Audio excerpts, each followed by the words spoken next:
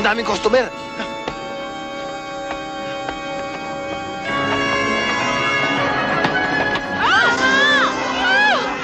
Mama, nagtatalon! Naku, sayang ka!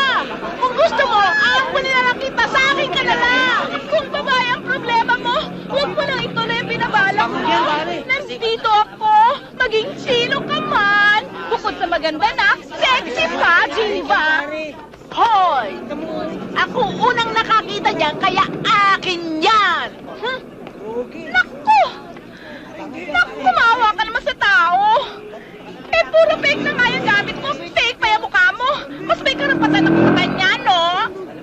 Hoy, hoy, hoy, hoy! Sabi ng nanay ko, ako raw ang pinakamaganda. Eh, sabi mo sa nanay mo, sinungaling siya, no? Nako, may magkakagusto nga sa akin. Mukhang demonyo naman. Ay! It's a fake! It's a fake! O, bigyan ka sa malamig. Mura lang. O, pinya. It's a fake!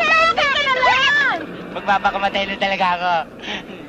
Teka, kilala ko yan, ha? Kilala mo yun, ah. Mama, kilala nyo? Oo.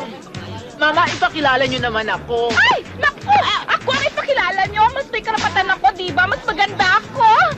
Sa palagay ko, di tatalon yan. Bakit?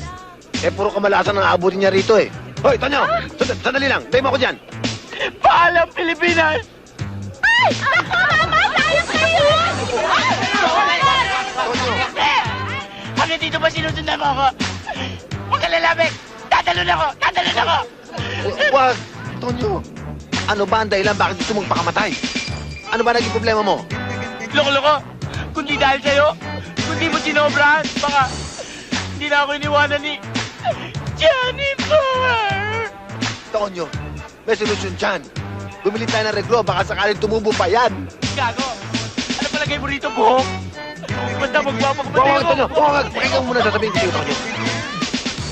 Pag ikaw ay tumalon dyan, dadali ka sa ospital pagkatapos mong bumagsak dyan. At pag hindi mo nakayanan, dadali ka nila sa morgue. Gastos na naman. Pagkatapos, bibili ka ng ataol mo. First class, second class, third class, gastos pa rin.